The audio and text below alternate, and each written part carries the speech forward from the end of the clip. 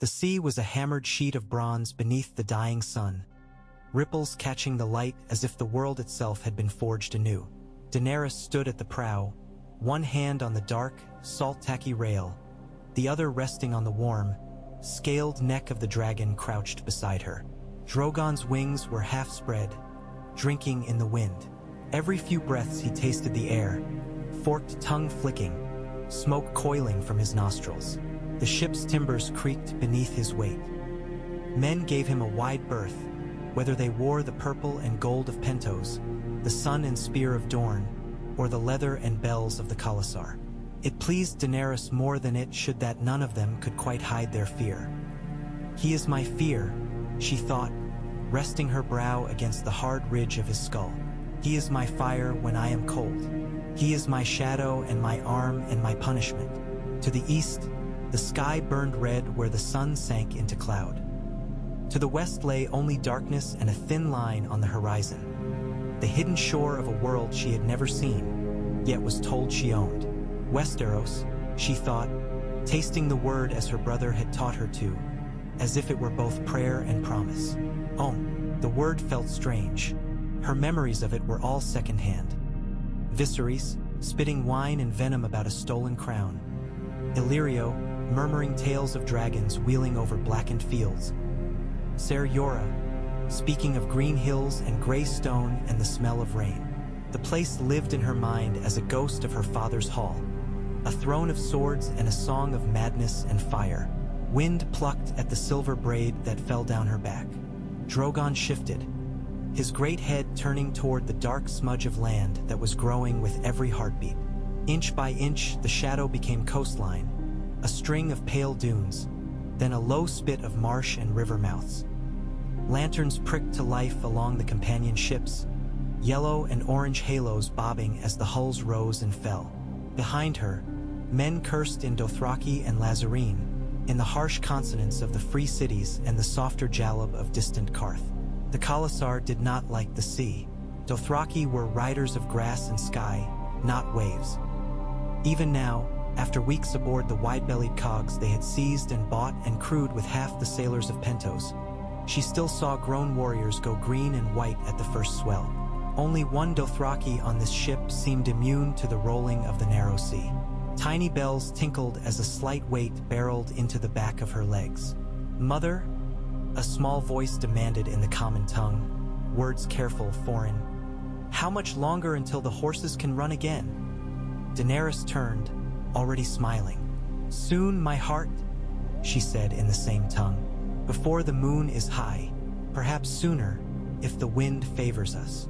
Rhaego frowned at the western horizon, as if he could command it to draw nearer. He was not yet 6, but he stood with a little warrior's stiffness, bare chest proud, leather vest hanging open, belt laden with wooden knives that clacked against his legs as he moved. His hair was still cut short, save for the thin braid that trailed from his crown, bells woven into it. His eyes were her brother's violet, but where Viserys had been sharp with hunger, Rhaego's were bright with an unspent, reckless joy. He glared at the unsteady deck as if it were a deceitful mount. "The ship moves and I cannot make it stop," he muttered, his words sliding back to Dothraki. "The planks are not good legs. They sway. Ships are not meant to be tamed." Daenerys told him in the same tongue. "You must learn their moods and sway with them." "Horses are better," he said stubbornly. "And dragons." Drogon huffed, as though in agreement. Rhaego grinned and darted around the dragon's foreleg, bold as only a child of 2 worlds could be. He reached up and laid his small hand against the beast's black side. Drogon's eye rolled down to regard him. For a moment, Daenerys saw the long, slit pupil narrow, felt the coil of something too ancient for words. Then Drogon dipped his head, gently nudging the boy's chest, almost enough to topple him. Rhaego squealed, laughter high and bright. "See, mother? He likes me. He is yours as much as he is mine." The words left her as both truth and wish. The Dash Khaleen had called him the foal who would ride the world. She had carried that prophecy like a wound and a banner both. Once she thought she had lost him. Once, she had stood in the red, reeking smoke of a pyre, and watched everything she had burned. Fire, and a man dying, and blood in the sand, and the wind roaring in her ears like wings. Daenerys pushed the memory aside. She had dreamed of that night too often. Drogo lying still as carved wood, the stink of herbs and horse and rot, Mirimaz Dur's thin smile. The flames had taken everything, the Magi, the slaves, the horse, the bed of grass. She had walked into the heart of it with the eggs clutched in her arms, more girl than woman, convinced she would never walk out again. But the fire had not hurt her, and it had not taken them. When the ash had settled, Drogo had gasped in air like a man rising from deep water, and 3 small, smoke-black shapes had clung to her shoulders and breasts and hair, keening.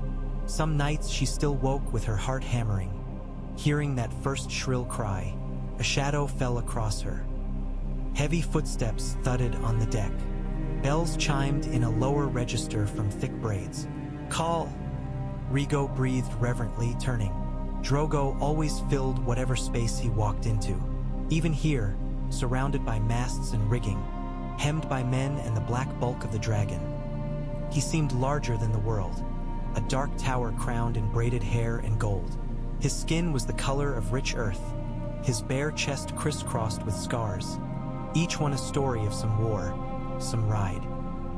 He moved with the loose, predatory grace of a man who had never doubted. His strength. He did not look at the sea. He never did, not for long. The water disgusted him. He kept his gaze on the horizon, on distant land, on the men, on her. "Kalaka," he said, Dothraki thick with humor as he scooped Rigo up one-armed and settled the boy easily on his shoulder. "Do the wooden waves frighten you still?" Rigo scowled the scowl of a small prince who knows he is being made sport of. "I am not afraid," he protested. "I am angry. There are no herds to ride. Only this." He kicked the air, pointing at the sea. Drogo spat over the rail, as he did at every mention of waters larger than a ford. "The great salt sea is for fish and cowards who cannot ride. Soon we will leave it behind. You will hear real hooves again." "On Andali grass?" Rigo asked, leaning down to peer into his father's face. "Real Andali?" Drogo's smile flashed, white and fierce. "On the soft lands of the broken kingdoms, my son. On fields fat with sheep and foolish men. You will take their bells and their daughters. You will ride so far that the grass turns to ice." Daenerys stiffened. "We are not riding to steal daughters," she said coolly in the common tongue. "We are coming as conquerors, not raiders." Drogo snorted. "Conquerors take what they wish." Rigo turned his head, caught between languages, between worlds. He looked from his mother to his father with solemn eyes, then back to the line of nearing shore. "Can we not do both?" he asked. "Conquer and ride and not steal?" Drogo barked a laugh so loud that a flock of gulls startled from the ship's wake. "You are too clever," he said fondly, rapping his knuckles against his son's knee. "It is your mother's curse upon you." Daenerys reached out to smooth Rigo's tangled hair. "Listen well, my love," she told him softly. "There are many kinds of strength. Some ride, some fight, some rule. Some know when not to take what they can." Rigo's brow furrowed again, thoughts chasing each other behind his eyes. She could see him trying to fit these shapes in his mind, to reconcile the stories of burning cities and stolen queens with the softer, stranger faith his mother spoke of. It made something tight in her chest ease watching him try. "Land." A sailor's voice cried from above, harsh Pentoshi mangled by fear and excitement. "Land ahead." All along the rail, men surged forward, craning for a glimpse. Even the Dothraki pushed close, as if proximity to the wooden edge would bring them sooner to the solid earth. Drogon's head lifted higher, nostrils flaring, smoke drifting in thin, eager threads. Daenerys looked west. The smudge had become a clear, long, dark line, a coastline of sand and scrub, broken by the sharp cut of a river mouth. Beyond, low hills rose, purpled by distance. "Dorne," Ser Yora's voice said at her shoulder. She had not heard him approach, but then, She hardly needed to turn to know he was there. He was always there, broad and bearish in his mailed shirt, beard streaked with more gray than black these days, eyes watchful beneath a brow that rarely relaxed. "The southernmost land of your father's realm," he went on. "Hot and dry with a sun that bites. You'll feel at home there, after the red waste. The Prince of Dorne rules from Sunspear, by the sea. Planky towns there, at the mouth of the Greenblood. That'll be our harbor." "Prince Doran Martell," she said. "He swore to my father once. He sent his sister to wed my brother." Elia's name hung unsaid between them, heavy as blood. "And he has sent ships now." "He hates the Lannisters," Yora said bluntly. "They butchered his kin and their babes. Hatred makes strong alliances sometimes. For a while." "For a while," she echoed softly. Drogo's gaze slid to Yora, then back to her. He understood enough of the common tongue to follow, if not every word. "This prince," he said in Dothraki, "he bends the knee to you?" "Not yet," Daenerys replied. "First, we must meet." "Then we will meet," Drogo said, as if that solved everything. "If he is strong, he will ride with us. If he is weak, we will ride over him." Rhaego bounced on his shoulder. "Can I ride too?" he demanded. "With my own Khalasar? Mother said some men there will follow me when I am older." "You are too small to lead," Drogo told him, but there was no true dismissal in it, only pride. "But you will ride by my side. You will see Andali men break before us. And they will see a dragon above us," Daenerys said. She glanced down at Drogon. His wings flexed. The membranes caught the last light and turned it a deep, wine-dark red. For a heartbeat, she saw the reflection of another sky on them. A sky full of smoke and screams and burning ships. "Soon," she told him silently. "Soon, my love. But not for plunder alone. Not just for crowns. For more." He flicked his tail as if he had heard. The fleet drove toward the shore. Torches sparked to life on the nearer ships. Banners snapped in the freshening wind. The son of Dorne, the three-headed dragon of House Targaryen, now stitched in black and red on silk Illyrio, had paid for with his coffers and his sweat. The crimson horse skirling on torn white that Drogo's blood riders had claimed from some fallen foe and now bore proudly under her sigil. The first sandbar loomed. Orders were shouted, ropes thrown, sails spilling wind. The hull shuddered as it kissed the shallow bottom. Men scrambled down ladders and ropes, boots splashing in the surf. Horses screamed as they were lowered in slings, hoofs striking air, then wet sand. The air filled with salt and smoke and the sharp scent of sweat and fear. Drogo did not wait. He swung Rhaego down, set him lightly on his feet, then vaulted the rail. For an instant he hung between ship and sea, framed against the darkening sky like one of the old heroes of V's Dothrak. Then he crashed into the shallows with a great spray of water, straightened, and slogged toward shore, water sheeting down his body. Men shouted, cheering, emboldened. Rhaego squealed and copied him, scrambling over the rail with less grace and more enthusiasm. Yora cursed and lunged, fingers closing on the back of the boy's vest just in time to keep him from falling between hull and pilings. He swung the child down onto the wet sand and stood there with water around his boots, shaking his head, breath coming hard. "You will be the death of me, princeling," the knight muttered, half under his breath. Rhaego only laughed and splashed at him. Daenerys swung herself down the rope ladder, muscles singing with effort and memory, her boots filled with seawater. The chill bit at her calves, but the feel of firm ground beneath the slick mud made something deep inside her loosen. When her feet touched the sand, Drogon leapt from the ship.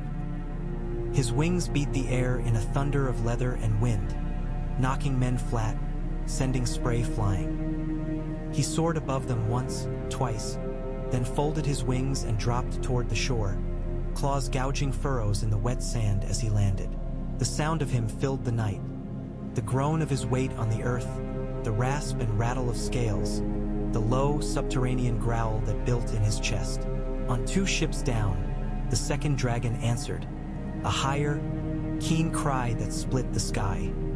Viserion burst from the dark like a pale comet, ivory and gold, sliding along the waves in a trail of steam before climbing. Regal followed, green and copper, his wings carving great hollows in the air.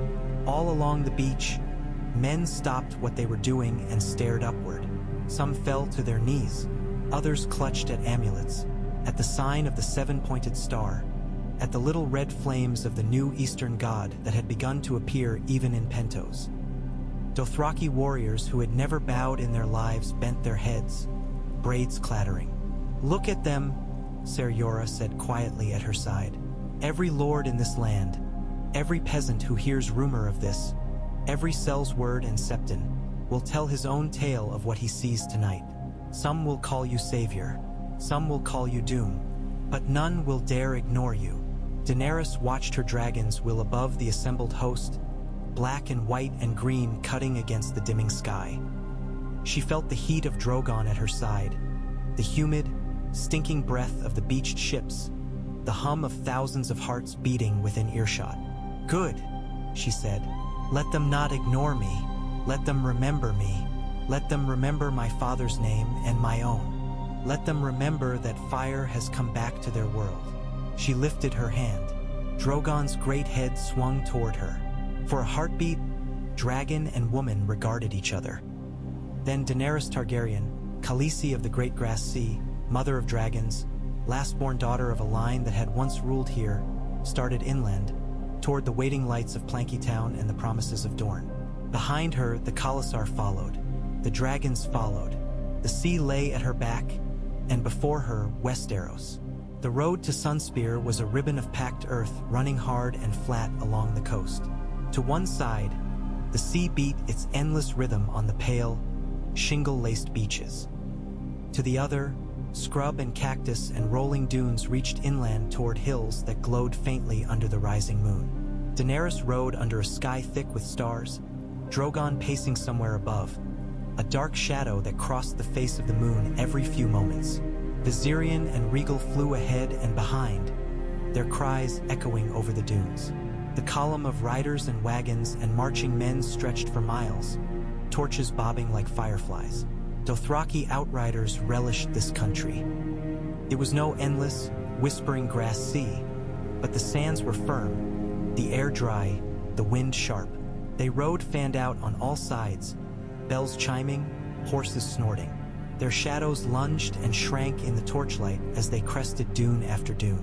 The Dornish companions rode closer and tighter, their spears upright, banners held high. The golden sun and spear snapped above them.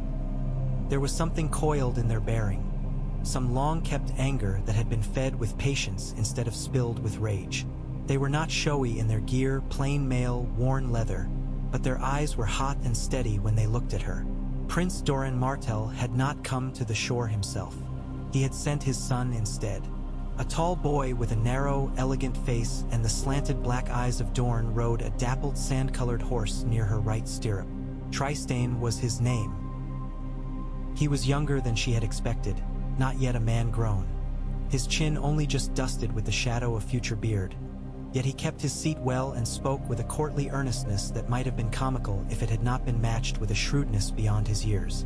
"My father says we have waited a long time for you," he told her that first night on the ride, while they supped on olives and spiced goat by the glow of a small fire. "He remembers your mother. He remembers your brother Rhaegar most of all." "We have waited a long time as well," she answered. "My whole life. You were born on a night of storm, were you not?" the boy asked. "That is what they say, that the sea battered the walls of Dragonstone and the wind tore the banners from the towers and lightning split the sky, and in the midst of it your mother died giving birth to you. People like to sew drama into their stories," she said, though that was how she remembered the tale being told to her. Perhaps the night was quiet and the sea was calm. He studied her, as if trying to match the small, silver-haired woman before him to the image of a storm-born queen he had dreamed of. "I think you suit storms," he said at last. "I think calm would chafe you." Daenerys smiled faintly. "And your father? Does calm suit him?" Ristain's mouth twisted. He has wrapped himself in it like a cloak. For years. You would not think, to see him now, that he has any fire at all. But you think he does. His gaze slid to the nearest Dornish men, as if wary of being overheard. The Dothraki fires burned a little way off, where Drogo's voice occasionally boomed over bursts of laughter and shouted boasts. He hides it, the boy said quietly. He sits in his chair and drinks his medicines and moves his pieces on the board while others bleed. It makes some think him weak, even his own kin. But I have seen him break a man with 3 words and a letter. It is a different kind of war, I suppose. A kind I may need in this land, Daenerys said. Swords and dragons alone will not win me a throne. At that he laughed. Forgive me, my lady, but I suspect 3 dragons will accomplish a great many things that swords alone cannot. Rigo, sitting cross-legged at her other side, with grease on his chin, piped up. Mother will not burn all the cities, he said with fierce certainty. She told me so. Your mother is merciful then. Trystane inclined his head gravely to the boy. Dorne could use mercy, justice too. Rigo considered this. Justice I know, he decided. Mercy is when you can break a man but you choose not to. Yes, Daenerys's heart squeezed. Yes, she said. That is very well said. From the darkness beyond the ring of firelight, a deeper voice cut in. Mercy is for those who bend, Drogo said, stepping into the circle, a strip of meat still clutched in his hand. Those who stand when you ride at them, those you cut. Trystane tensed slightly. She watched his fingers curl on the stem of his cup, his shoulders draw back. To his credit, he did not look away. And do you never bend, Khal Drogo? He asked coolly in the common tongue, accent thick but words clear. The prince had been practicing. Drogo's smile showed teeth. He slung himself down beside Daenerys, so that his thigh pressed against hers. The heat radiating from him was a comfort she pretended not to need. I bent for your princess, he said simply. I bend my neck so the wind of her dragons does not burn it. That is enough bending for any man. Rigo's eyes danced between the 2 men, delighted. Mother bends for no one, he declared. Trystane's mouth quirked. We shall see if the lords of the 7 kingdoms agree with that, he murmured. The road carried them on. At dawn the following day, they crested a low rise and Sunspear came into view. Unlike the great castles Ser Jorah had described in the Reach, with their towering keeps and spreading curtain walls, Sunspear was a lean spear thrust of stone into the sky. Its towers rose like knives from the rocky spit of land that jutted out into the sea. Narrow streets coiled around their base, whitewashed houses with flat roofs and shaded courts pressed together, pierced by splashes of orange and red from awnings and banners. Palms and fig trees clustered in the shadow of the walls. The sea crashed against the rocks below. A line of spears met them on the road, glittering in the young sun. At their head rode a man of middle years with long, thin hands and a face lined with fine cracks, like old porcelain. He sat his horse as if it were a duty, not a joy. His robes were layers of white and burnt orange, heavy despite the heat. A thin golden circlet rested on his brow, half hidden by thinning dark hair streaked with gray. Prince Doran Martell did not look like a man of war, but when his eyes lifted to her, Daenerys felt again what she had felt looking into Drogon's gaze. An old, deep thing, banked but not extinguished. He dismounted with care, leaning heavily on a carved stick. Sand shifted underfoot as he came forward. Trystane slid from his saddle and dropped to one knee. Father, he said. Trystane. Doran's fingers brushed his son's hair, brief but tender. Then his attention turned to Daenerys. For a heartbeat, something flickered across his face. Pain, memory, hope. She could not tell. He knelt. The Prince of Dorne, the man whose line had ruled these hot, hard lands since before her ancestors flew from Valyria, bent his stiff knees in the dust and bowed his head. Your Grace, he said, his voice low but steady. Daenerys of House Targaryen, rightful queen of the Seven Kingdoms. Dorne remembers. The words struck her like a blow. For a moment she could only stand there, feeling the heat of the sun on her hair and shoulders, the weight of countless eyes on her. This was no dusty throne room in Karth, no reeking hall in Astapor full of men who saw her as coin or miracle. This was her father's realm, and here was a prince of it on his knees. She took a breath, slow and deep. Drogon shifted behind her, rustling scales. "Rise, Prince Doran," she said. "I am honored by your welcome." He pushed himself to his feet with evident effort. "The honor is mine, your grace," he said, inclining his head. "We have been waiting for you. My sister waited, but she waited alone. And Elia," his voice roughened, then steadied, "you are most welcome in Sunspear. Much has been done to prepare for your coming. And more must be done if we are to see justice." Justice.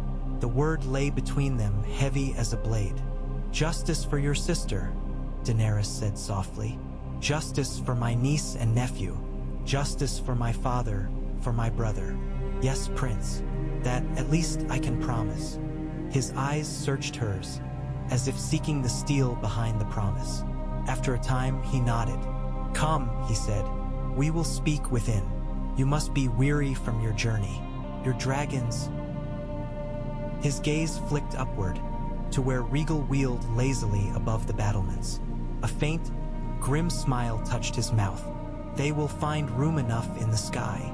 Drogo dismounted as they walked toward the city gates. He fell in step beside her, not behind.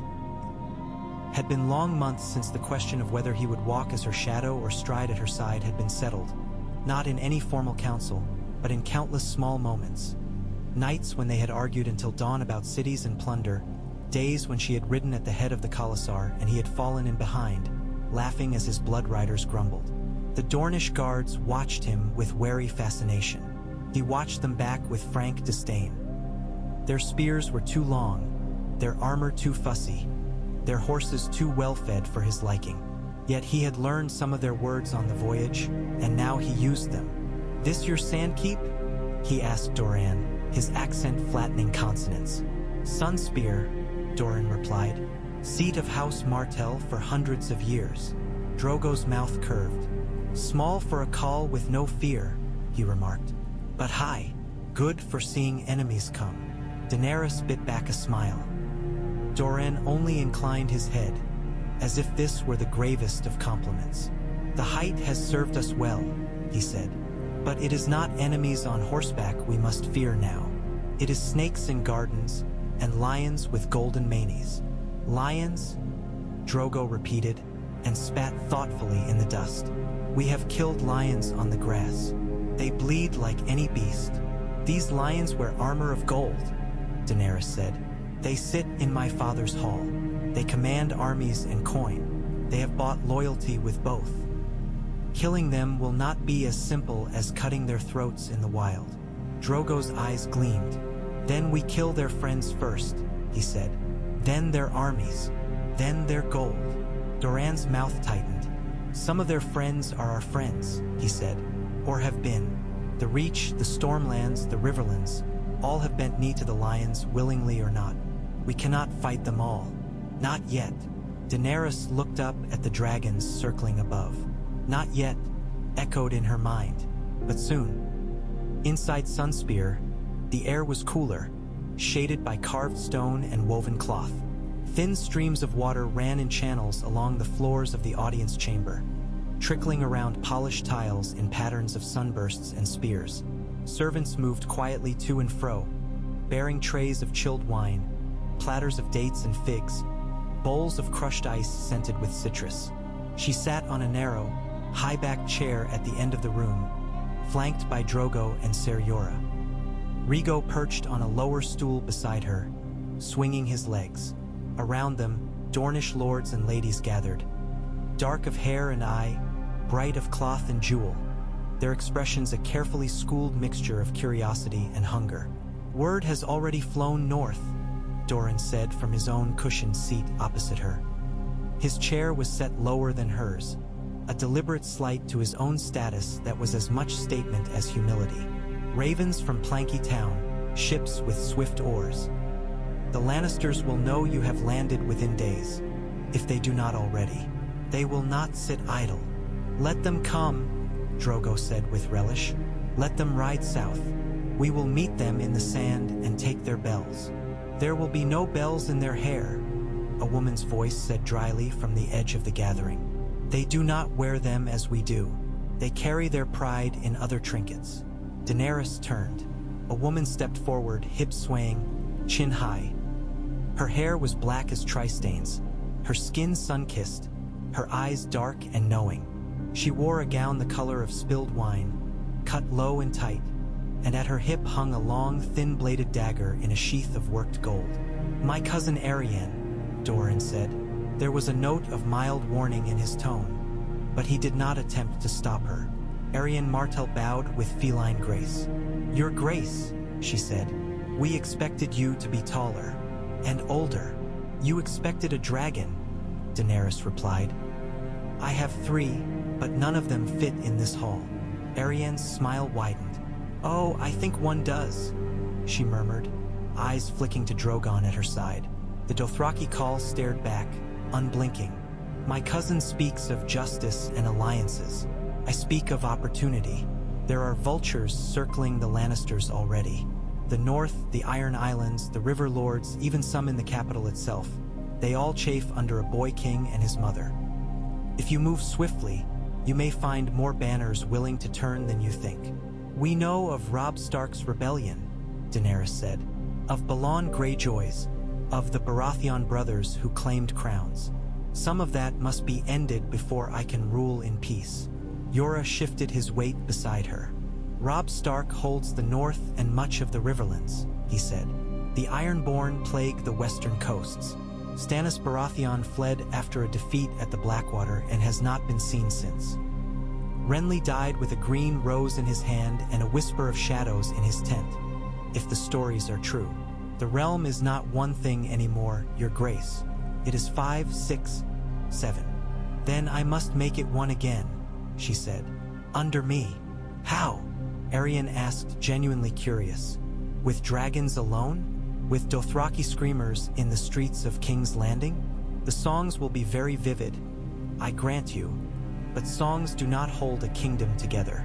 Daenerys met her gaze, refusing to look away.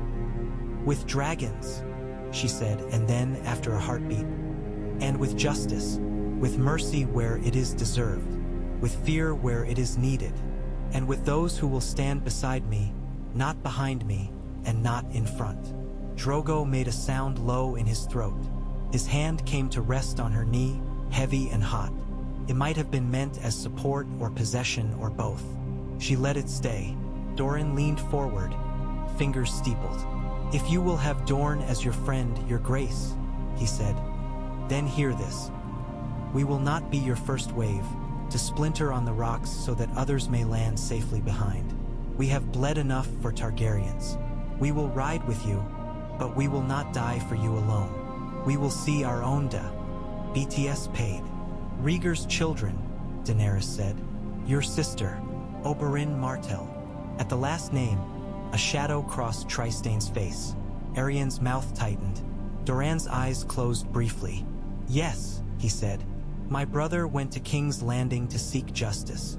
Instead, he found death at the hand of Ser Gregor Clegane, the lion's mailed fist. That beast still serves the Lannisters. He still breathes. So does Tywin, the young king's grandsire. So does his sister, the queen. So does the boy they call king. I will not forget them," Daenerys said. "Any of them. And when the time comes," Doran asked quietly, "will you burn them? Hang them? Take their heads as trophies? Will you give them a quick death, as merciful as your mercy? Or will you let them live to rot in a cell, to see what they have lost?" She thought of her brother Viserys, his veins bulging with rage as he ranted about crowns and stolen chairs. She thought of the way he had died, gold run molten over his head. A king of a single moment, lifeless eyes wide. Mercy, she thought, is not the same as weakness. Justice is not the same as cruelty. "I will do what is needful," she said. "Nothing more, nothing less." It was not the answer he wanted, she saw that, but it was the only one she had. In the days that followed, birds flew from Sunspear to every corner of Dorne. Riders carried word north along the Boneway and through the Prince's Pass. Doran's maesters scratched on endless parchment while he dictated, his voice patient and precise. Letters went to lords of the Reach who had chafed under Tyrell arrogance, to Stormland houses whose pride still smarted from being overrun by Lannister gold, to river lords weary of sack and siege. Some would burn the letters, some would read and scoff, some would think long and hard and then write back. While ravens carried ink and half-truths across the sky, Daenerys prepared for war upon the earth. The Dothraki camp sprawled beyond Sunspear's walls like a city of hide and horseflesh. Smiths of Volantis and Myr, brought over at great expense, set up forges under awnings, their hammers ringing day and night as they straightened and reforged the rocks. Shod horses, fashioned crude but serviceable armor for the men on Dragonback. On the level stretch of sand beyond the camp, the Unsullied drilled in their ordered ranks, spears stabbing as one. They had not been designed for this kind of war, for open land and swift flanking attacks, but Grey Worm adapted, devising new formations under the eye of the Dornish captains, learning how to anchor Dothraki charges and Dornish feints. Daenerys flew. Every dawn and every dusk, she strapped herself into a saddle built of leather and chain and dragon scale, tightened with bronze buckles and cunningly worked rings. She had had it made in Karth, from a design she had sketched with trembling fingers the first time Drogon had taken her aloft. It had been crude then. It was better now. So much was better now. She learned his moods in the air. How he liked to climb, how he lurched when he banked too sharply, the way his wings beat faster just before he stooped. She learned how to lean with him, not against, how to move her weight to guide his body. She learned the sound of his breath when he tired, the rumble in his chest before he loosed fire. The first time she had asked him to burn a thing in this new land. It had been a dead tree on a low hill, its branches bare, killed by some long-ago lightning strike. Drogon had watched it for a long time, head cocked. When she whispered the word she had come to use, Dracarys, he had hesitated, as if weighing. Then he had opened his mouth and turned the dead wood into a pillar of orange and red and white. The smell of char clung to her hair and clothes for days. "You think too much," Drogo told her one night, when she lay beside him beneath the great silk pavilion the Martells had provided and stared at the play of lamplight on the tent poles. Rhaego slept a few feet away, curled around a small carved horse. Outside, the sounds of the camp rose and fell. Laughter, argument, the endless restless murmur of men. "It is better than not thinking at all," she replied.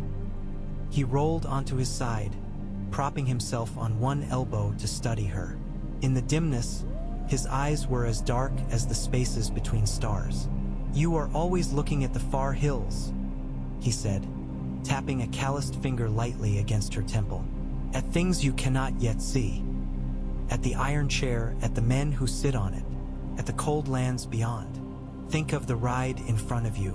Think of hoof after hoof, sword after sword. The rest will come. It is not a ride, Drogo." She turned on her back, staring up.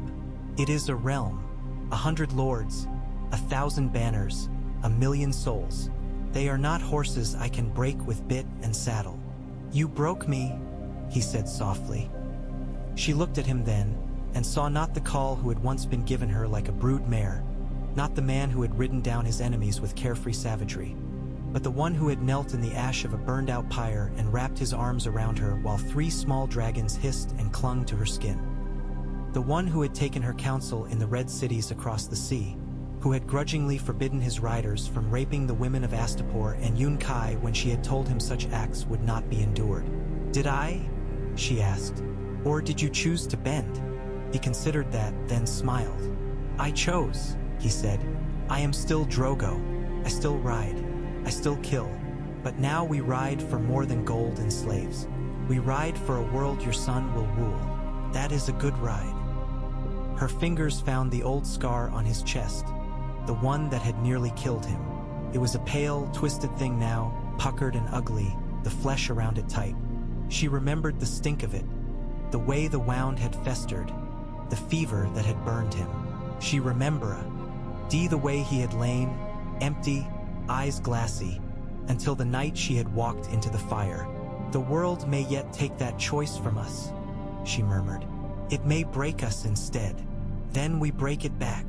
Drogo reached over her, plucked a fig from a bowl, and bit into it, juice running down his beard. "But enough.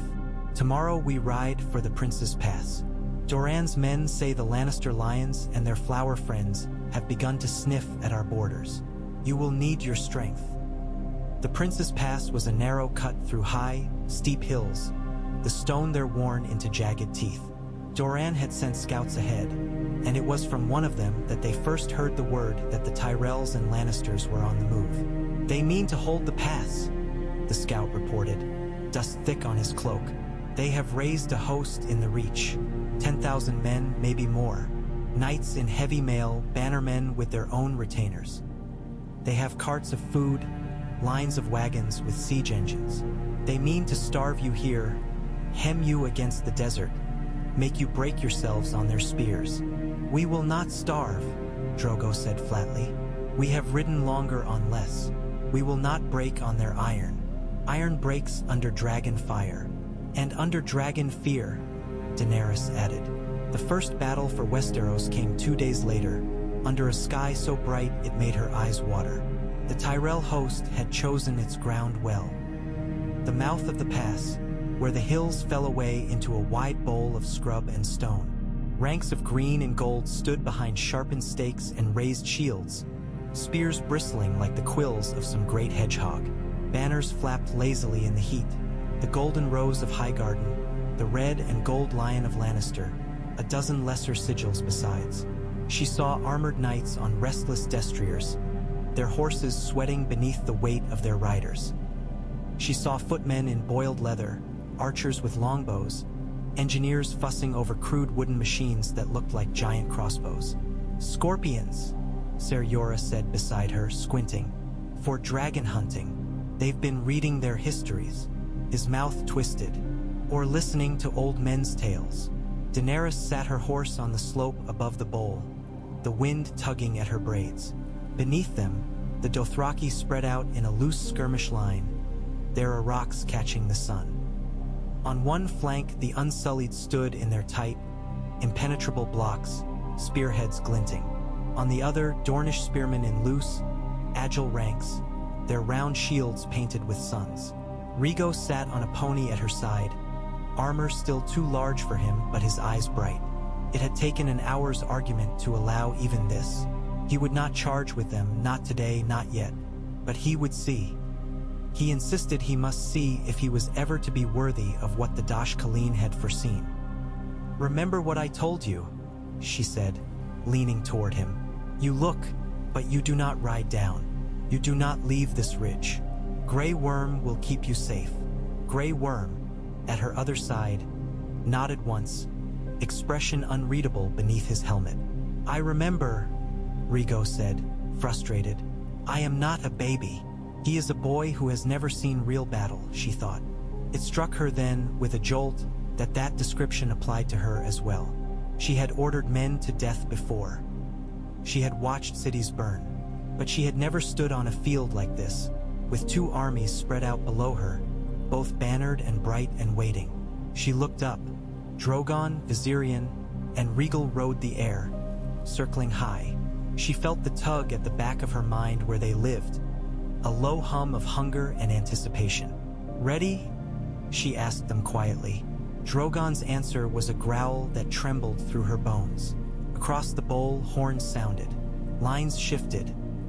A man in gilded armor rode forward, lowered his helm, and raised a banner.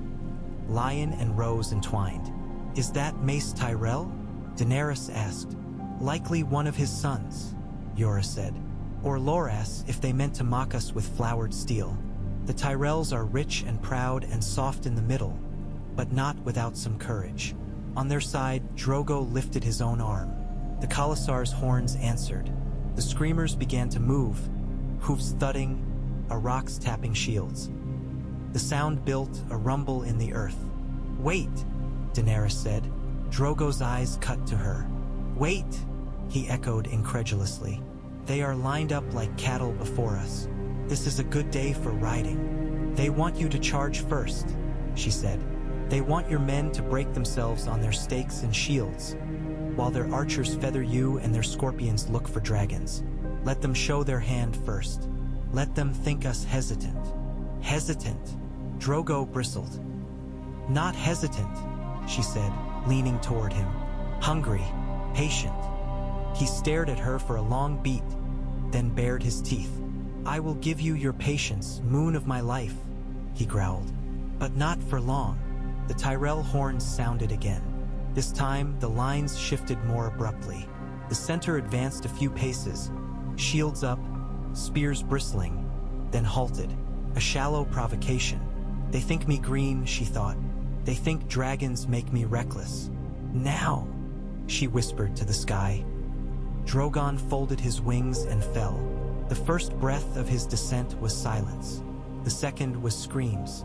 He hit the Tyrell right flank like a black hammer, a rush of wind and heat that overturned the nearest line of shields. When he opened his mouth, the world turned orange. Men became shadows behind a veil of fire. Horses shrieked. The grass, such as it was, withered instantly, turning black. Viserion and Regal split left and right, each taking a side. Their flames were hotter than any forge, white and green and yellow.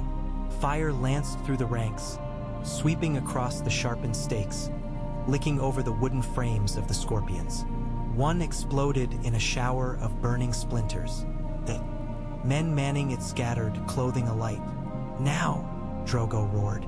The Dothraki screamed as one, the sound high and terrible, and thundered down the slope. The earth shook. Arrows rose to meet them, a dark cloud. Some horses went down. Some men fell, bells silenced. The front ranks of the Tyrells braced. Drogon lifted again, wings beating once, twice, leaving a ragged, smoking hole in the enemy line. The screamers poured into it. What followed was chaos. It was always chaos, Yora had told her, no matter how much commanders liked to pretend otherwise. Once one army met another, plans became prayers.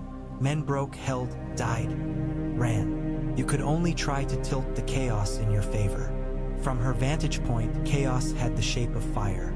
She saw Drogon plunge again and again, his flames sweeping trenches through lines of men, his claws raking at horse and steel. Viserion strafed the rear, turning the wagons and siege engines into funeral pyres. Regal harried the archers, his breath turning their bows into warped, twisted sticks. She saw a rank of knights in brilliant armor lower lances and charge uphill, toward where the Unsullied held. The spearmen met them with a wall of points. Horses impaled themselves, tumbling, shrieking. Men flew. Grey Worm's voice carried over the din, sharp and precise, a counterpoint of order in the madness. She saw Dornish spears slide in and out of gaps, darting forward to strike, then melting away before the enemy could regroup. She saw a Lannister banner go down under a flurry of Arroks. The lion's gold turned red. She saw men burn. They did not scream as she had expected, not always. Some simply collapsed in on themselves as the fire took them, armor glowing, flesh sloughing. Later, she would remember the smell more than the sight. She felt a thrill when the Tyrell center faltered, when their right curled like paper in a furnace. She felt a knife twist in her gut when a volley from one of the few remaining scorpions caught Regal along the side, a thick bolt punching through the thin membrane of his wing. The dragon keened, a sound of fury and pain and fear. "Regal!" she cried without meaning to. He did not fall.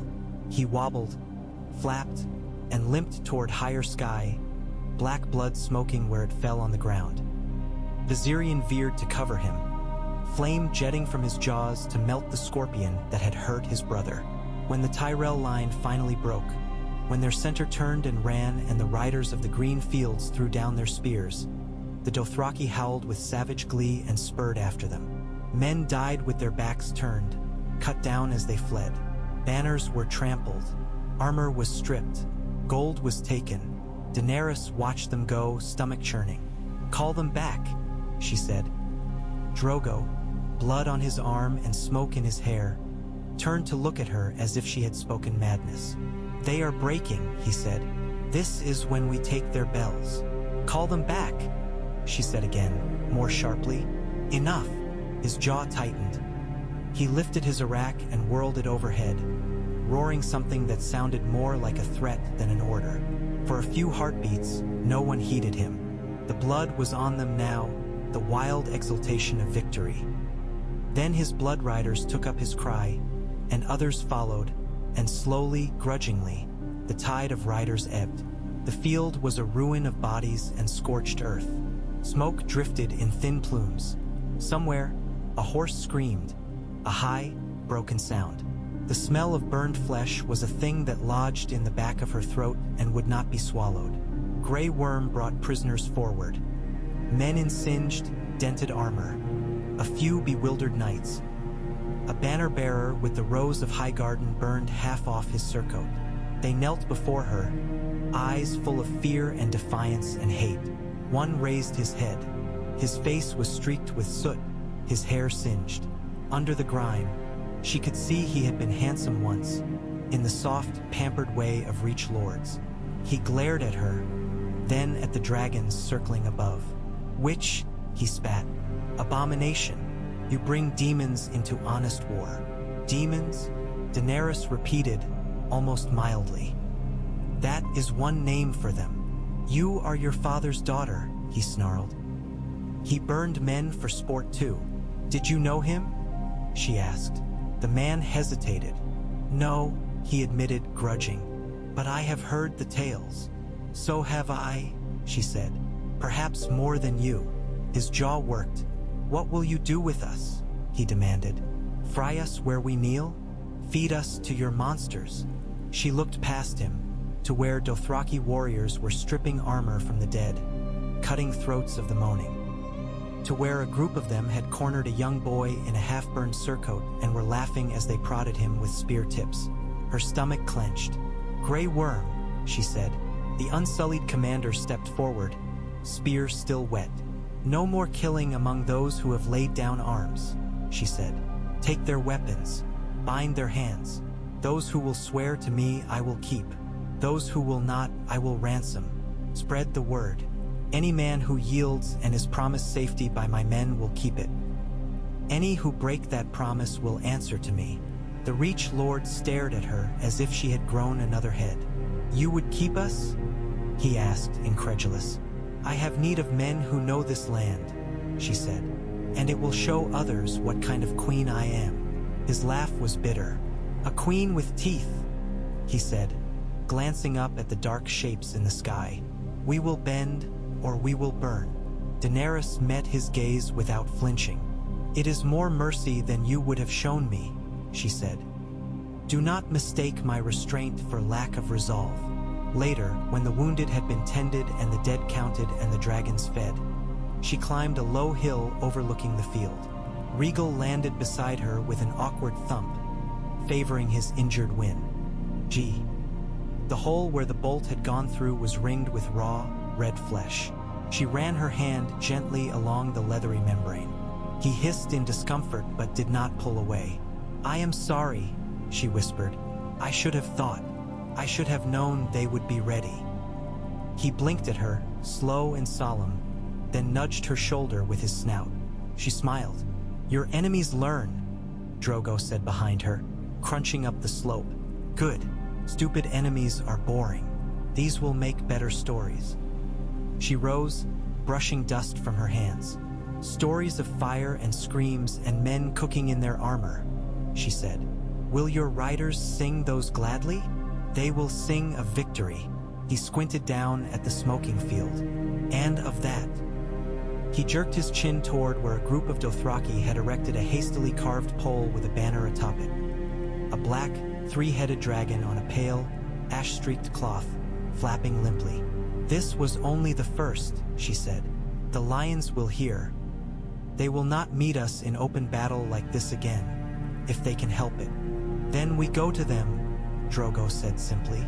To their stone nest. King's Landing, she said. The words tasted like iron and smoke. To reach it, they would have to cross the Stormlands, where proud lords with stag banners still clung to their castles. They would have to pass near the Reach, where Tyrell influence was rooted deep in fat, fertile soil. They would have to approach along roads where every wood might hide a Lannister scout, every village a spy. They would pass through 1,000 lives to reach one chair. She looked north, toward where the land dipped and rose and dipped again, toward where the Riverlands and the Crownlands lay in tangled webs of allegiance and old hate. Somewhere beyond those hills, a boy in a crown of gold and lies sat on her father's throne. Somewhere, his mother sharpened her tongue like a knife. Somewhere, an old man in plain armor with eyes like chips of flint moved his pieces across his own board. "We go to them," she said at last. "All of us." She felt Drogo's hands settle on the small of her back, steady and sure. "Then we ride," he said, and so they rode. The march northward was a long wound stitched through the map of Westeros. News ran ahead of them. Whispers of a silver queen with dragons at her call, of a braided horse lord at her side, of black banners and scorched earth. Villages barred their doors and peered from behind shutters. Some fled days before her army arrived, fields left half-harvested, animals wandering. In some places, lords rode out to meet her. At Nightsong, in the Stormlands, a gaunt man with the badge of House Cairn on his breast knelt in the road and laid his sword at her horse's hooves. "I have 200 men, your grace," he said. "They will be yours if you promise that when your war is done, the lions will no longer demand coin. I do not have to pay for wars I did not start." "You will have more than coin," she told him. "You will have a queen who remembers what it is to be hungry." At Griffin's Roost, the seat of an exiled house whose old blood still burned for dragons, she found the gates thrown open and the hall hung with faded Targaryen tapestries that had been hidden in cellars for a generation. "You come late," Jon Connington said, his hair gone to silver, his face lined, but his eyes alight. "But you have come. That is enough." He spoke of another prince once, one he had failed, who had died with a woman and a babe in his arms. She listened and felt their ghosts gather around her. "If you help me win back the throne," she said, "perhaps you will find some measure of peace." "There is no peace for men like me," he said. "Only tasks. This will be my last, I think." He smiled, thin. "And the best." In the Reach, they were met with more caution. Some lesser houses sent envoys to sound her out, to test the strength of her dragons and the steadiness of her word. Some sent nothing at all, their gates shut, their larders stocked with grain bought at overblown prices from Lannisport. Mace Tyrell himself retreated to Highgarden, licking his wounds and writing long, indignant letters to King's Landing. She thought of turning the dragons on his fat, flowered seat. She imagined Viserion's pale flame crawling up ivy-covered walls, Regal's fire turning its famed gardens to ash. But each such indulgence would cost men, time, goodwill. Each new smoking ruin would feed the tales her enemies told of her. She reined herself in. She did not have the luxury of rage, not if she meant to rule. In King's Landing, Tyrion Lannister stood in the shade of the Red Keep's walls and watched the smoke of distant villages smear the horizon. "You should not be out here, my lord," Podrick Payne murmured nervously at his side. "The Queen would be delighted if a stray arrow took me," Tyrion finished dryly. "Yes, I've no doubt. All the more reason to enjoy the view while I can." The air stank faintly of the city even here. Shit and sweat and sour wine, overlaid with the sharper, almost metallic tang of the wildfire caches hidden in cellars and under streets and along the dammed river. He had not ordered those. That had been his sister's bright idea, or perhaps their father's, though if it were Tywin's, he had at least had the sense to keep it quiet. Cersei had never had much use for quiet. A gull wheeled overhead, shrieking. Below, in the streets along the city wall, people moved like ants in a shaken nest, hauling bundles, shouting, jostling. Refugees from the Riverlands, from the Reach, from half a dozen burned-out villages and sacked keeps, all pressing toward what they thought was safety. He wondered, not for the first time, how any of them would eat come winter. "Have we heard from father?" he asked. "No, my lord," Pod said. "No raven since the last from Harrenhal." That said, he was marching south, but that was weeks ago. Tyrion rubbed his scarred nose thoughtfully. "And from the queen?" "3 messages," Pod said. "One to say that you are to be kept under guard, one to say that you are to be watched closely, and one to ask how much wildfire we have left." "Ah," Tyrion said. "So nothing new at all." He squinted toward the south. The sky there was hazy, the horizon smudged. Somewhere beyond those invisible hills, a queen with silver hair, a barbarian king, and 3 dragons were walking steadily closer. "A pity it's not dragons of the convenient size," he mused aloud. "My lord," Pod frowned. "Tiny dragons," Tyrion said. "Ones you could send up a privy to burn your enemies from the inside out. Now there's a practical weapon. These large ones, though," he trailed off. "Sir," Pod tried again, clearly not sure whether he was expected to laugh. "How high do you think they fly, Pod?" Tyrion asked suddenly. "High enough to clear the city walls? High enough to piss on the September of Baelor from above?" Pod blinked. I do not know, my lord." "Neither do I," Tyrion said. "But we'll find out soon, I expect."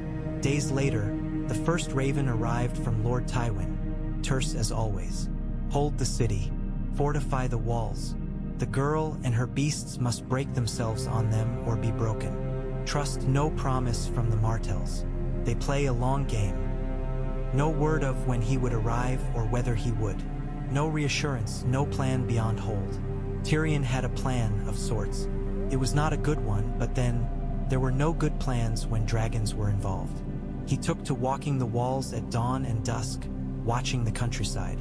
He ordered extra stone hauled up to the parapets, barrels of sand, water, and, yes, wildfire. He had men fit great hooks and chains along the river, remembering what had nearly ended Stannis Baratheon. He listened to the whispers that blew in with the wind, the Tyrells wavering, the Freys calculating, Robb Stark still at war in the north, the Greyjoys cutting at the western coasts like rot. And he waited for the sky to change. It did at last. They saw the dragons first, of course. Everyone did. The beasts came in low over the King's Road, 3 smears of black and white and green against the blue, then rose as they approached the walls, great wings beating. Sunlight struck scales and turned them to living jewels. Their shadows rippled over the fields, over the clustered tents and lean-tos of refugees, over the muddied river. Men screamed. Some fell to their knees. Some ran. On the city walls, archers fumbled with bowstrings, hands shaking. Watchmen sounded horns, the notes ragged. Tyrion squinted up, shading his eyes. His mouth was dry. "So," he said, "that's what it looks like. The largest dragon, black as a starless night, eyes like coals, hovered above the king's gate, his wings stirring the air into a gale. His head swung slowly from side to side, taking in the gleaming tops of the September, the dome of the great September of Baelor, the red towers of the Red Keep.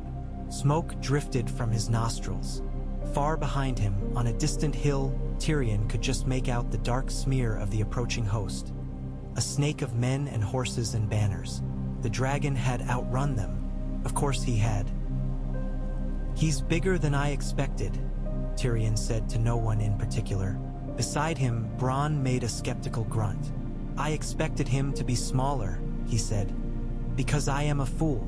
That thing's a fucking mountain with wings." "Language," Tyrion murmured. "We are in the presence of royalty." As if in answer, the black dragon threw back his head and screamed. The sound was a physical thing, a knife of noise that cut through bone and gut. Tyrion's knees wanted to buckle. He locked them. "Don't shoot," he said quietly to the men nearest him. "Wait. For what?" Bronn demanded. "For her," Tyrion replied. "She came a moment later." At first he thought the small shape on the dragon's back was some illusion of distance, a trick of scale. Then the beast dipped one wing and he saw her clearly. A figure in pale leather and steel, silver hair streaming, knees clenched around the protrusions of the saddle. She sat with impossible ease, as if she had been born there. The dragon swooped closer to the wall. Archers flinched, some loosing arrows by reflex. The shafts sailed wide, some glancing off scales with a sound like steel on stone. The woman on the dragon's back raised a hand. The beast roared again, but he did not breathe fire. He hovered, beating the air, just beyond the range of the scorpions they had hastily erected along the wall. His eyes were fixed on the men, on the city, on Tyrion himself. The woman's voice carried over the wind, clear and sharp in the quiet that had fallen. "People of King's Landing," she called. "I am Daenerys of House Targaryen, first of my name. Your fathers and mothers remember my family. Some of you remember my brother, my father. You have heard stories of them, and of me." Tyrion felt every ear on the wall strain to catch her words. Down below, in the press of humanity along the streets and in the hovels outside the gates, faces turned upward. "I come not only to take back what was stolen from my house," she went on. "I come to end the wars that have torn your homes apart, to stop the burning and the raping and the starving. I come with dragons, yes. I will not lie about what I bring, but I offer this now before war begins in earnest. Open your gates, lay down your arms, and no harm will come to those who do not raise steel against me. Do this, and King's Landing will be spared what I could do to it with a word. Defy me and—" She paused. The dragon beneath her unfurled his wings wider. The air grew hotter. "Defy me," she said, "and this city will learn again what dragonfire means." Bronn let out a low whistle. "She's got a sharp tongue, that one," he said. Tyrion's mind was racing. The girl spoke like a queen, like someone used to being obeyed, like someone used to ordering death and living with it. "Will they open the gates?" Pod whispered, eyes huge. "Not while Cersei and Joffrey sit in the Red Keep," Tyrion said grimly. "Not while my sister still thinks she can win." Even as he spoke, horns blew from the inner city. Not the thin alarms of the wall guards, but the deeper, full-throated blasts of the gold cloaks. A ripple of movement ran along the ramparts as men turned to look toward the gate. The gate did not open. Instead, a line of archers appeared on the inner walkway, bows already notched. At their head strutted a man in gilded plate and white cloak, his hair as golden as the lions on his chest. "Ser Meryn Trant," Bronn muttered, "or some other Kingsguard prick." "The Queen's reply," Tyrion said unpleasantly. The dragons in the air shifted. The black one snarled, teeth bared. The woman on his back tensed visibly. Tyrion could not see her face from this distance, but he could imagine her expression. "Don't," he whispered, though no one could hear him. For a moment, the city held its breath. Then, from somewhere beyond the gate, there was another sound. A low, sullen roar, like a caged beast. The dragon cocked his head, listening. The woman did too. Wildfire, Tyrion thought suddenly, cold dropping through his veins. Cersei had had the pyromancers lay their caches along the river, under the streets, near the gates. Enough to turn half the city into green hell. If the girl burned the gate, if dragonfire met wildfire. He opened his mouth to shout, though what he meant to shout he did not know.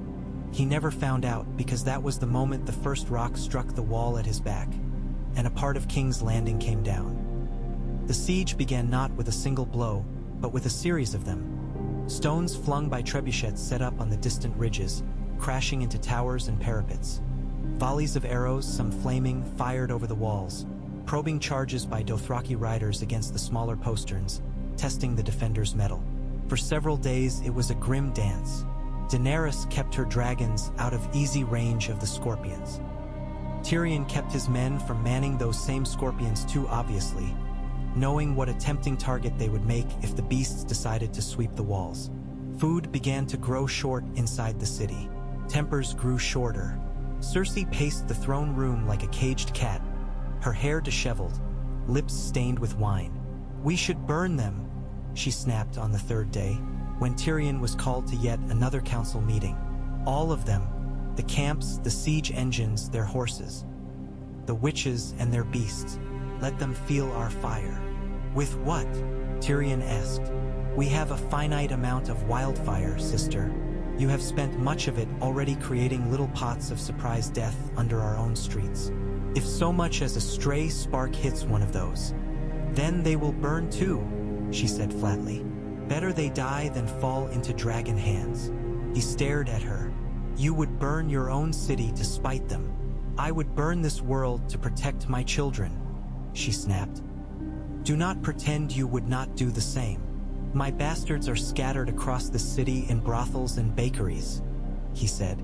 Burning it would be a remarkably inefficient way to keep them safe. She slapped him. The ring on her finger caught his cheekbone, sending a bright flare of pain through his head. He stumbled, tasting blood. Enough, Tywin said sharply from his seat at the end of the hall. He had ridden hard from the Riverlands, leaving the Freys and Boltons to their own devices with Robb Stark. His armor was still dusty from the road. He had arrived only hours ago, surveyed the dragons circling beyond the walls without visible reaction, and retired to council. We will not burn the city, he said now, voice as cold as a sword's edge. Not unless there is no other choice. Fire is a poor servant and a worse master. We have enough enemies without roasting our own subjects. Cersei glared at him, but she held her tongue. Joffrey curled petulant fingers around the arms of the Iron Throne. His crown sat askew on his blonde head. We should ride out and kill them all, he declared.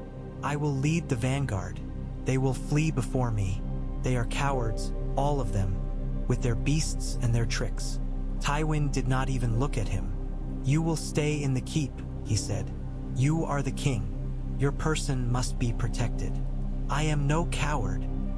You are a boy, Tywin snapped. Tyrion touched the iron arm of a chair and wondered what the man would say if he added "and a fool." He suspected it would not improve matters. What do you propose, father? He asked instead. Tywin's jaw clenched. We hold, he said. We have walls. They have dragons, yes, but they cannot keep them over the city forever. The beasts must feed. The men must feed. Winter comes. The farther they press into the Crownlands, the longer their supply lines become. We bleed them, harry them, strike at their foragers. Let them sit and rot outside our walls while the North gnaws at their back. You think the Starks will ignore dragons on their doorstep? Cersei scoffed. I think the Starks have their own troubles, Tywin said. Robb Stark is waited on by wolves within his own camp. Men will betray him as they betrayed your late husband. That is being seen to. Tyrion caught the faint emphasis. He had heard whispers of a wedding at the Twins, of friendship bought with marriage and something darker. He shivered. He thought of Daenerys Targaryen, sitting in some command tent beyond sight, dragon at her back, barbarian king at her side, princes and mercenaries and freedmen at her call. He thought of H, her voice above the city, offering mercy and promising death. We hold, his father said. We wait. Tyrion had never been very good at waiting. On the 7th night of the siege, the dragons attacked the river. She had watched the chains of wildfire being hauled earlier. Through Yora's borrowed glass, tiny lines of men sweating beneath the weight of the heavy metal links. She had seen where the stones along the riverbank had been disturbed, where old caches had been dug up and new ones laid. They mean to trap ships, Yora had said, as they did with Stannis. Chain the river, set it ablaze. Turn our own weapons against us. We have few ships, she had replied, and I do not mean to fight this battle on water. But wildfire did not care about ships alone. Cared about fire, cared about air, cared about any spark that might wake it. So she sent Viserion first. The pale dragon skimmed low over the black water, wings almost brushing the surface. The air was cool and damp, the mist rising from the river reaching up like ghost fingers. From the walls, arrows arced toward him, hissing. Most fell short. Now, she murmured, though he could not hear the word as men heard it. He felt it, perhaps, in the tension of her body, in the tug of her will. Viserion opened his mouth and breathed. Not at the city, not at the towers, but at the water. For a moment, nothing happened. Fire struck river and hissed, steam rising. Then, from beneath, the world turned green. Wildfire blossomed in the depths like a garden of drowned stars. It surged upward, a sheet of unnatural flame that lit the night brighter than any day. The river became a ribbon of emerald, casting its sickly light over the city, over the walls, over the faces of men staring in horror. Somewhere, a cache too close to the bank caught. The explosion sent a fountain of stone and water and fire into the air, shredding a section of the lower wall near the mud gate. Men screamed as they burned. "Fools," Tyrion muttered on the wall, watching the river ignite beneath the dragon's breath. "You fools, you fools, you fools." Daenerys watched from the saddle on Drogon's back, teeth clenched. This had not been the plan. She had hoped to scare them with the harmless hiss of steam, to show them that she knew their tricks and could undo them. She had not accounted for the instability of mad alchemist's games. "Pull back," she hissed, tugging on Drogon's neck. "Higher." He obeyed, beating upward. Viserion and Rhaegal followed, climbing as the heat swelled. Below, the green fire rolled along the river, licking at the supports of bridges, at the hulls of moored boats, at the pilings of the quays. It crawled toward the heart of the city like a living thing. On the walls, men shouted. Orders were screamed. Buckets were flung uselessly. In the streets near the riverside, panic erupted. People fled from the advancing flame, only to be trapped in alleys and dead ends. The glow lit the lower parts of the city in eerie relief, casting shadows 10 times their real size. "Mother," Rhaegal whispered from where he sat strapped to a smaller harness behind her on Drogon's back. She had hesitated to bring him up, but he had begged, and she had told herself seeing from the air might be safer than seeing from the walls. Now his small fingers dug into her waist. "Mother, it's wrong." "I know," she said grimly. "Hold tight." There was no way to put out wildfire once it caught. She knew that from Cartha's old tales, from the mutterings of the Red Priests, from whispered accounts of the Mad King's caches. It burned until it burned out. All she could do was try to steer it away from the densest parts of the city. "Dracarys," she whispered, pointing not at walls, but at the water ahead of the rolling wave, at the less crowded banks and mudflats. Drogon hesitated, then bent his head and answered. His fire met the green in mid-river. For a terrifying instant, there was only light, brighter than lightning. Heat washed up like a physical blow, searing. Rhaegal cried out and buried his face in her back. When her eyes cleared, she saw that where the two fires had met, they had burned each other out in a violent, roiling knot. The green flame there guttered, shrinking. The ripple of wildfire behind it faltered, slowed. "Again," she said through gritted teeth. They rode the line of the river that night, dragons and wildfire.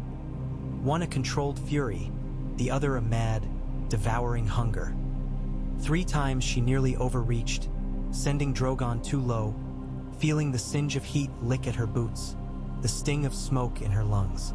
3 times Rhaegal darted in to snap at stray patches of emerald, as if offended by their presumption at sharing his element. Viserion skimmed the far bank, burning boats clear of flame before they could carry it where it would do worse harm. By dawn, the river smoked and stank. Patches of green fire still burned fitfully in pools and eddies. The mud gate was a blackened ruin. Hundreds had died, maybe more, but the city still stood. She dismounted from Drogon near her own forward camp at last, legs trembling. Rhaegal clung to her for a moment longer before she unbuckled him and set him down. His face was pale beneath its sun-browned skin. Smoke streaked his hair. "You did well," she told him, cupping his face. "It was," he swallowed. "I do not have words. The fire, it was like dragon fire, but not. It hated everything. It did not care what it burned. That is the difference between us and them," she said. "The fire we call must answer to us, or we must answer for it." Drogo was there, his own face dark with soot, his braids singed at the end. His eyes scanned her quickly, checking for harm, then dropping to their son. "You flew like a little call," he said gruffly. "You did not piss yourself." Rigo's mouth twisted. "Only a little," he admitted, then laughed, the sound a little wild but real. Drogo's laughter boomed after. He pulled both of them into a rough embrace, his arms a solid wall. "They hate us more now," he said into her hair. "The city people. We burned them even when we tried not to. They see only fire." "They already hated us," she said tiredly, "for being foreign, for being dragons, for reminding them of what they feared in my father. If I win, I will have time to change their minds. If I lose, their hate will not matter." "You will not lose," he said. "You cannot know that. I know what I see. I see you on the back of a dragon, fighting fire with fire. I see you turning madness into a tool. I see you taking their own tricks and shoving them down their throats. That is winning." "Not yet," she murmured. "Not while the lions still sit in that red castle." They came to terms for the city's end in blood and steel and broken promises, as such things always were. Varys slipped into her camp 2 nights later, as silent and pale as old cobweb. He emerged in her tent, somehow past Unsullied and Dothraki both, hands raised, eyes mild. "Your Grace," he said, bowing, "I bring you an offer." She did not have him burned immediately. It was something of a victory that... "From whom?" she asked, watching him. "From the city itself," he replied. "From the people who care more for their lives than for any king." "From you," Drogo said bluntly from his place by the tent pole. "You are a spider. You spin your own webs, not others." Varys smiled slightly. "As you say, call. But a spider knows when a fly is trapped in its own making. King's Landing is such a fly. Your siege has shaken it. The wildfire has singed it. The people cower. The guards grumble. The gold cloaks remember who fills their cups and who has them flogged. The time is ripe." "For what?" Daenerys asked. "For a door opened from within," Varys said. "For a gate unbarred. For a few choice heads to find themselves cut from their bodies before they have time to set the whole city alight rather than surrender it." He laid out his plan in cool, precise tones. Daenerys listened, her heart a slow, heavy drum in her chest. It would mean fewer dragon flames on the streets, fewer burned children, fewer crushed beneath toppled walls. It would also mean betrayal, murder, and a swiftness she was not sure she trusted. "You want us to spare the city," she said when he finished. "You say you act for the people, yet you counsel killing their king in his bed." "The boy is no true king," Varys said quietly. "He is his mother's monster and his grandfather's tool. He will grow only more cruel as the years pass. If you do not cut him out now, he will fester. You know this. You have seen his like in other cities." She had. Slavers with soft hands and hard eyes, warlocks with smiles like knives, masters who would see their own houses burned rather than give up their chains. "Joffrey Baratheon is as much a victim of the game as any other," she said. "But that does not mean he should be allowed to keep playing." Drogo's lip curled. "He is a weak calf," he said. "Let him be slaughtered quickly. If his blood buys us an open gate, so much the better." "Not just his," Varys murmured. "The queen as well. And Lord Tywin, if he can be reached." Daenerys thought of the old lion, his eyes like flint, of the things he had done in her father's name and then in the name of men who had killed her kin, of the sack of King's Landing, the rape and murder of Elia Martell, the smashed infants. "What do you need from me?" she asked. "Only this," Varys said. "Be ready. When you see the King's Gate open in the pre-dawn dark and the gold cloaks charge out to meet the confusion, send your dragons, your Unsullied, your Dothraki. Strike hard, strike fast. Take the Red Keep before the lions can remember how to roar." "And if you fail?" she asked. "If the gate does not open, if your gold cloaks decide their pockets are better lined by lions than by dragons?" Varys's smile thinned. "Then I will be dead, your grace, and you will have lost only a night's sleep." She studied him, "Why?" she asked. "Why do you risk this? Why do you want me on that throne?" He hesitated just a moment. "Because I believe you will make a better ruler than those who sit it now," he said. "Not perfect, no one is, but better. And sometimes, in this world, better is the most we can hope for." She thought of the green fire crawling along the river, of the burned villages in the wake of the Lannisters' march, of Doran Martell's quiet, bitter eyes. She thought of Rigo, curled asleep at the back of the tent, his hand resting on a wooden horse. "Very well," she said. "You will have your night." The city cracked in the hours before dawn. The world was a gray smear when the first shouts went up along the outer lines. Daenerys was already awake, armor half-buckled, Drogon restless outside the tent, when Grey Worm ducked inside. "Your Grace," he said. "Movement at the walls. Many torches. The gold cloaks are fighting each other." The King's Gate. She was already moving. By the time she swung herself into Drogon's saddle, the eastern sky was paling.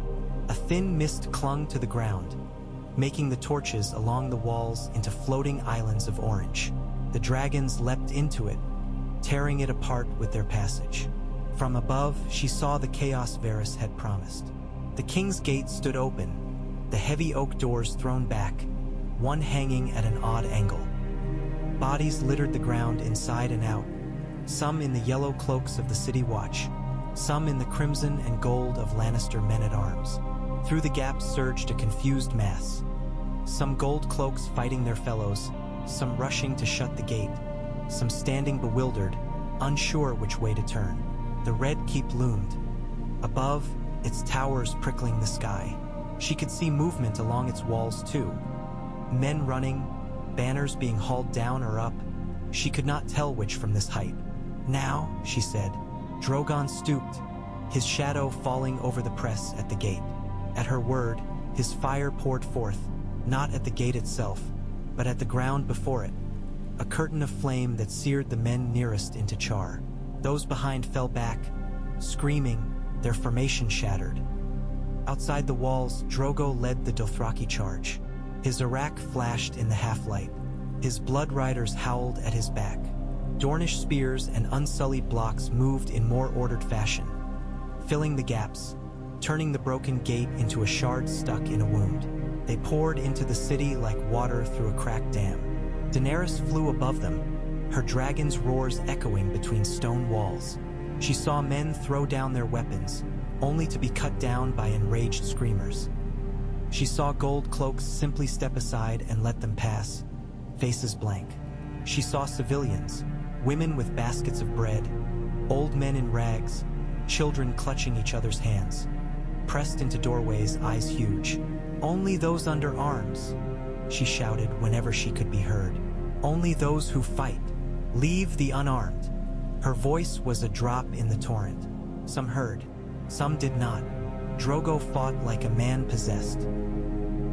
He cut through Lannister men-at-arms and fleeing knights with equal ease, his braid whipping behind him, his bells clashing. Once she saw him haul a Dothraki back by his braid as the man lunged toward a screaming woman, bellowing something in his own tongue that made the warrior blanch and retreat. He has changed, she thought, not without wonder. Or perhaps he was only always waiting for a reason to change. They reached the foot of Aegon's high hill as the day broke, weak sunlight turning the Red Keep's stones pink. The gates here held, thick and iron-bound. Lannister archers lined the walls, loosing down into the throng. Some shafts clanged off dragon scales. Others found softer targets. Dornish leather, unsullied shield arms, Dothraki flesh. "Take the gates," she called to Grey Worm below. "Hold the base. Keep the path clear." She looked at Drogo. "Come with me." He grinned, teeth gleaming. "I thought you would never ask." She guided Drogon higher, feeling the strain in his muscles, the eagerness in him. He wanted to burn this castle. He wanted to tear it apart.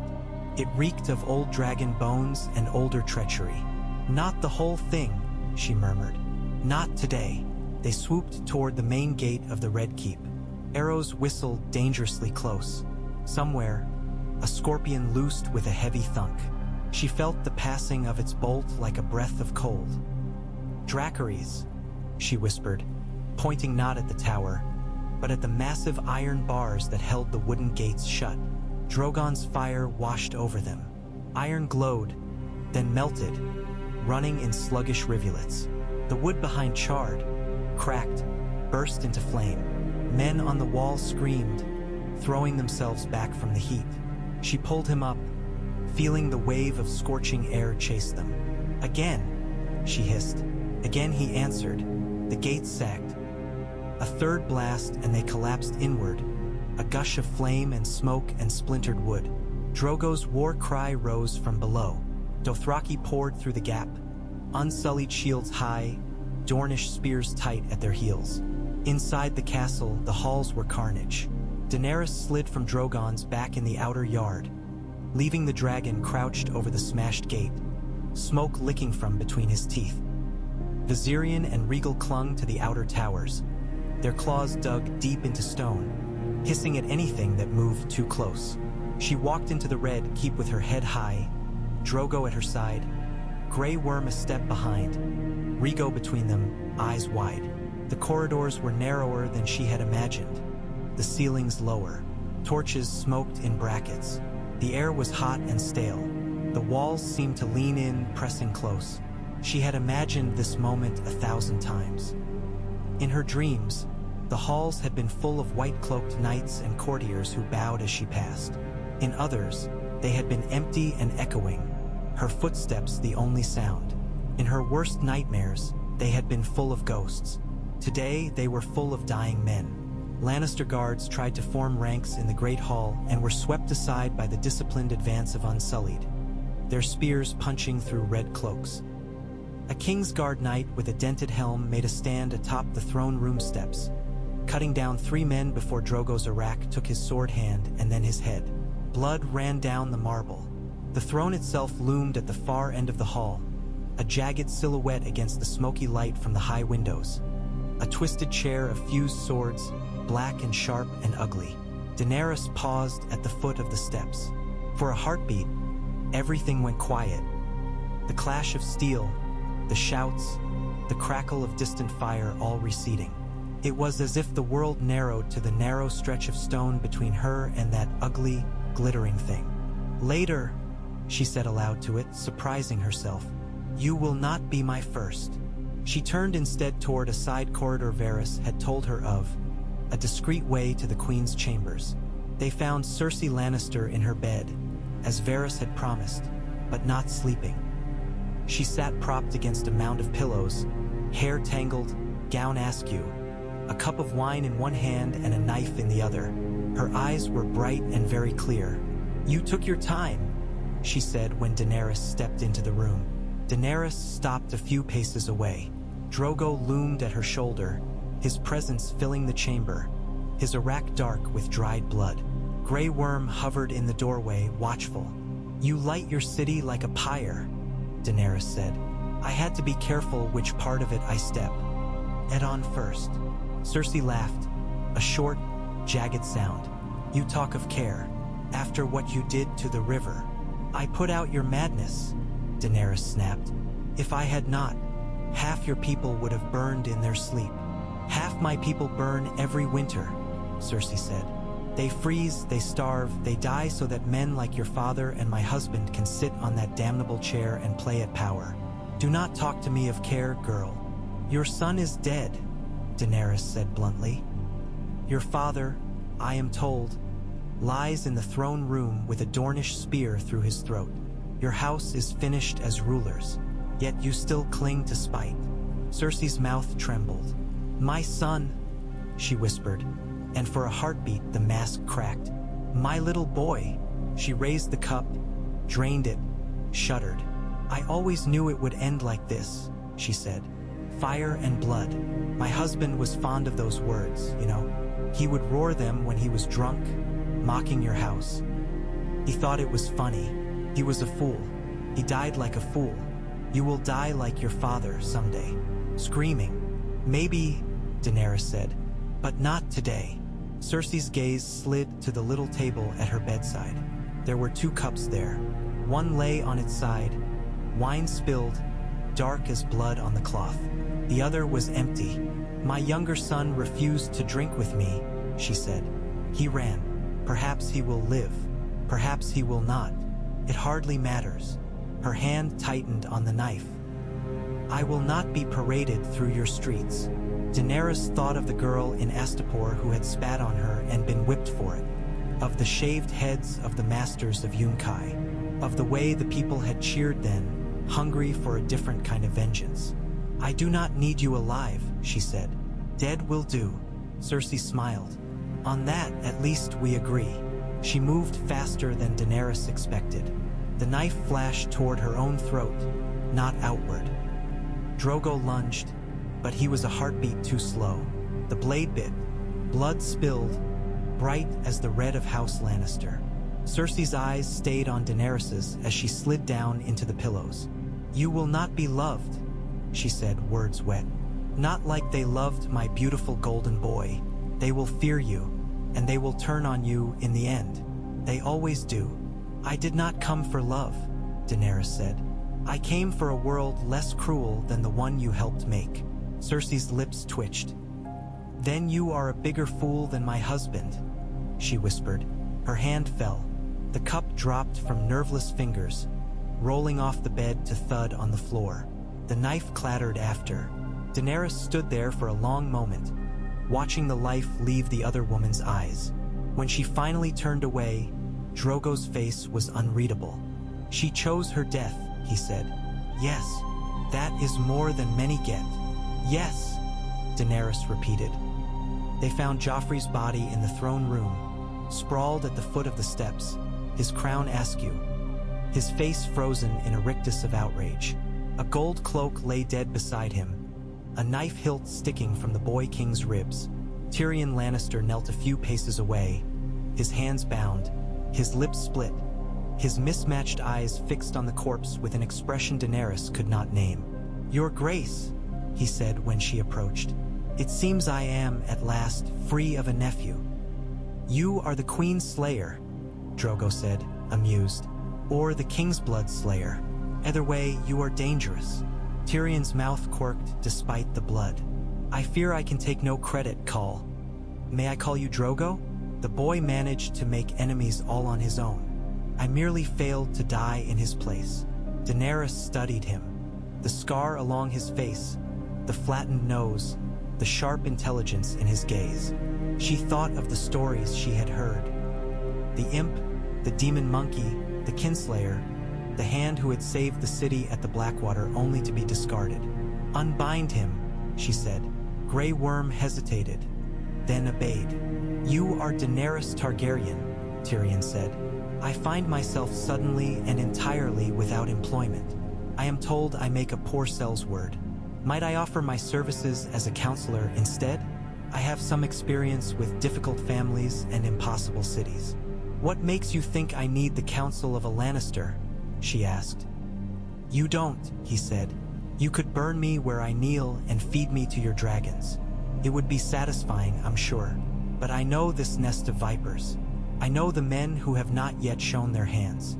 I know where the bodies are buried, some of them at least. And I know that if you wish to hold this city and this throne, you will need a mind that has spent its whole life watching it devour people like you." "People like me?" she echoed. "Dreamers," he said simply. "And monsters." She thought of the green fire licking at the river, of the refugees along the roads, of Rigo's face when he watched men burn. She thought of her dragons, their great shadows falling over alleys and markets. "You may counsel me," she said. "For now, do not mistake this for trust." "I would never," he said. "Trust is for people with less interesting lives than ours." The smoke from the day's fighting drifted out over the bay as the sun sank. The city stank of blood and ash and fear. Dothraki riders still hooped through the streets in small packs, though most had been called to heel by Drogo and his blood riders. Dornish spearmen patrolled in 2s and 3s, keeping a wary eye on alleys and doorways. The Unsullied stood at key intersections, as immovable as stones. On the roof of the Red Keep, where the wind was a little cleaner, Daenerys stood with Drogon's head under her hand and watched the sky turn from gold to purple. Below, in the yard, a pyre burned. Cersei, Joffrey, Tywin, they had chosen to burn the Lannister dead rather than bury them. Seemed more fitting. Fire for lions. Drogo stepped out onto the roof beside her, the flagstones cray. King faintly under his weight. He had washed, but there was still blood under his nails. His braid hung heavy down his back, bells clinking softly. His face was drawn, lines of weariness etched at the corners of his mouth. "You have your chair," he said without preamble. "The Iron One. Your enemies are dead or running. The city is yours. For now," she said. "Cities can be lost more easily than they are taken." He grunted. "We have Dothraki in the streets, Dornish at the gates, dragons above. Who will take it from you? Winter," she said quietly. "Famine, resentment, all the small, sharp blades that cut unseen." He frowned. "You worry about storms that have not yet broken. Enjoy the clear sky while it lasts." She looked up. The clear sky he spoke of was already pricked with stars. Somewhere to the north, beyond the black line of the city's edge, beyond the softer, darker line of distant hills, clouds massed on a horizon she could not see. She could feel it in the air, in the way the wind had turned cooler these last days. "Have you ever seen snow, Drogo?" she asked. He snorted. "I have heard of it. White sky shit.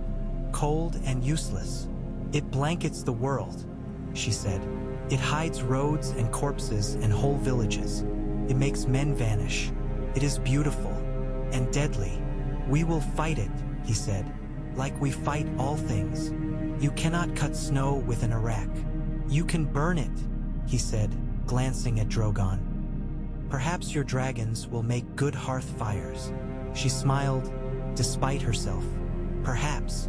Rigo appeared at the top of the stair a moment later, climbing the last few steps with a stubborn set to his jaw. His hair was tangled, his face smudged, but his eyes were bright.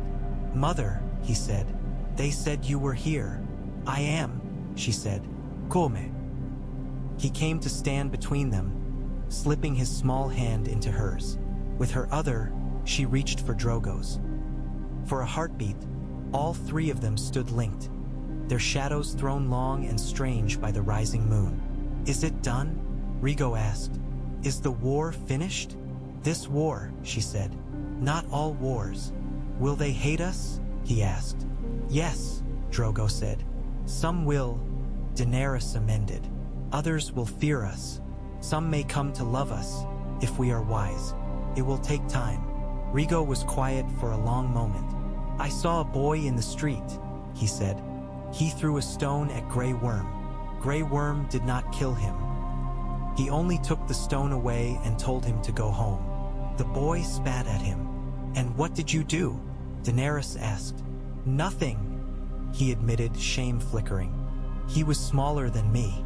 He was afraid. So was I." "You showed mercy," she said. "That is not nothing." He looked up at her, then at the dragon. "Drogon's great," I regarded him steadily. "Will they always throw stones at me?" he asked. "Because of who I am?" "Yes," Drogo said again, blunt as stone. "Some may," Daenerys said. "Some will throw flowers. Some will bow. Some will try to stab you.